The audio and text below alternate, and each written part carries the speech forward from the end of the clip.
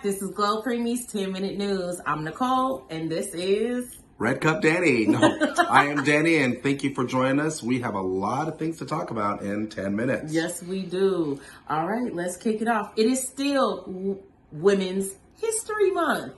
Did you know that?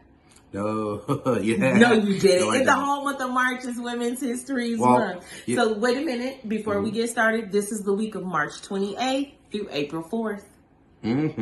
So, I didn't do the research, but I just want to say thank you, ladies, for being amazing out there and doing your part in this world to make a better place. So, I just want to put a shout out. Thank you. Moms, doctors, nurses, lawyers, everyone out there making a difference. Thank you for doing what you're doing. Absolutely. So let's get this started because we have 10 minutes and not a lot of time. All right. So our first story I'm bringing to you today. So we know that we have viewers who are viewing us from other countries. Yes. But here in the United States, North Carolina pharmaceutical company Perrigo has decided to voluntarily recall their Gerber Good Start Soothe Pro powder. So make sure that if you have any of that, then you check the label dates. It was distributed or manufactured from January 2nd to January 18th. It has a potentially like a very deadly bacteria in it. So it probably gives you like a virus, like a sickness virus. Kids, yeah, but they're saying it's very serious. I haven't heard or seen anything about what exactly the bacteria is or how it is affecting children, but please make sure you check your labels. That is Gerber Good Start Soothe Pro powder. Wow. Yeah. So double check, make sure, see the label, see what it is before you buy it. As a mom, be safe. Not only that, we got a lot of problems of our age because this is a health news, and not only talking about today's news, but a lot of people are having pain. Here's one of them: includes stabbing pain near the heel. Pain might be worse in the morning. What is that? Guess what that is? Oh, it's a very painful, mainly about around early 20. Not early 20s. It's something in your foot, right up here in your heel, that you are getting pain. So the main thing is there's a lot of good things you need to do about. Talk to your doctor, physical therapy, and not only that, one of the biggest things my doctor said, you need to stop drinking. And I'm like, what do you mean? Soda is water? No, I'm talking about glug, glug, glug. So look into that research, guys. It is very huge because I actually had it for about 3 months. I'm actually recovering, and not only that, ibuprofen is one of the main things you need to take. So I'm not a doctor. So it's a pain in the heel of your foot. Does it stay in the heel or does it expand? It can expand. It depends. Mine was more in the heel. So always wear heels, wear not flat shoes. Go to Dr. Shore. Thank you, Dr. Shore. Hand. Get those things and put them in your shoes. You will feel comfortable and pain relief. So it's just a pain in the heel of your foot, plantar fasciitis. Are there any stretches or anything that a person can do to... Water bottle. It's actually huge. Like roll your foot? Roll your foot on it. But the main thing, fill it up with water, put it in the freezer because it's ice, and it will actually relieve the intensity. It's actually, you're going to feel better. But it's only a little bit, but you got to do it every morning. You got to do stretches. Go on YouTube, put that on there and see these amazing stretches, and that will help you feel better. But not only that, if it's not working very well, you told the doctor, hey, it's been about a month. Hey, you know what? There's different therapies. One of the things is called surgery, or the doctor can put steroid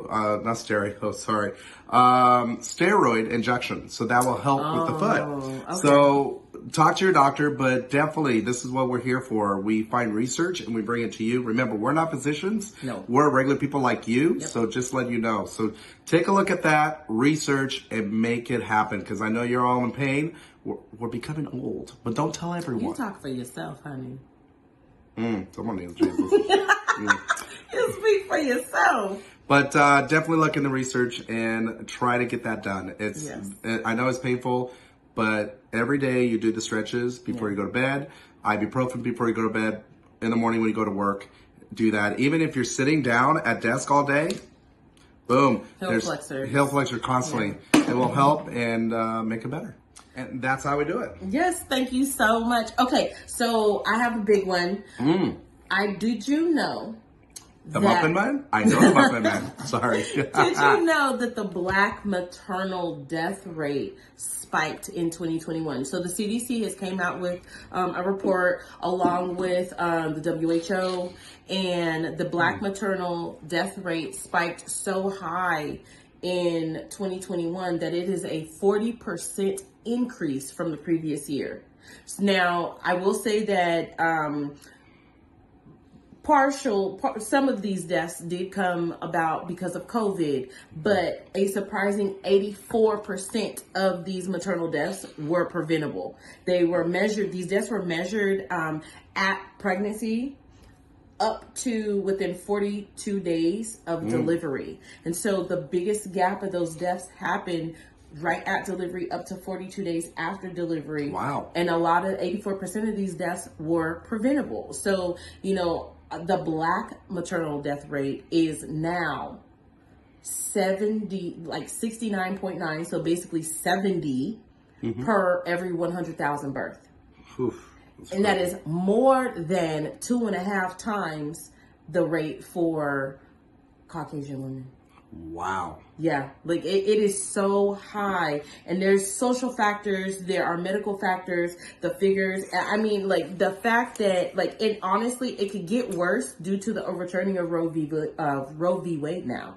So there's lack of access. There's making women carry pregnancies that are very detrimental to their health now, only because it doesn't fit in the criteria of what these lawmakers have now said are the criteria for their states. So please make sure that you are doing whatever it is that you can. You are advocating for yourself. You are speaking up. If you don't feel right, say something. And if that person doesn't listen, you say something to somebody else, and you keep saying something until somebody hears you.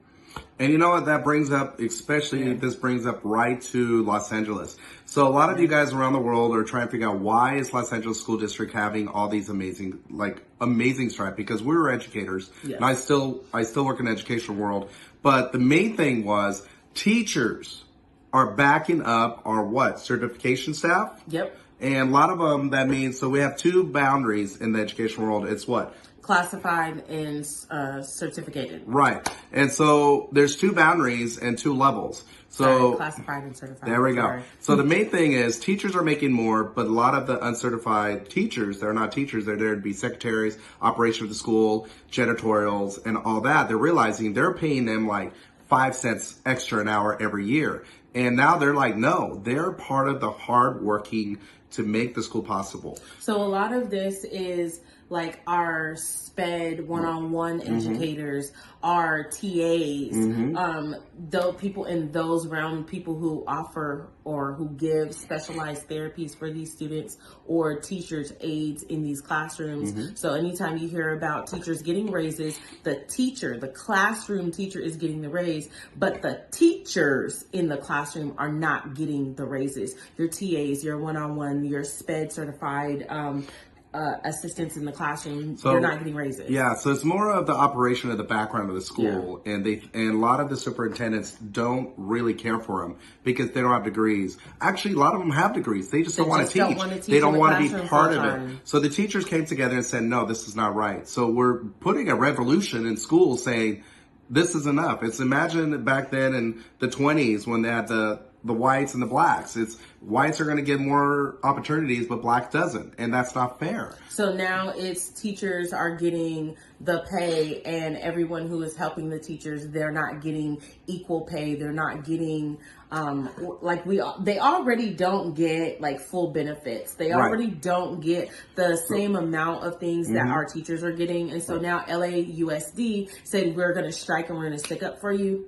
And it's amazing. So if you are having problems like that in your district, in your countries, bring that up. Bring it to the board and say this is not fair, because we cannot literally make things possible without Our pay. classrooms do not run without teachers' aides, without one-on-one specialists, without therapists. Without janitorial, without secretaries answering the phones, with the nurse.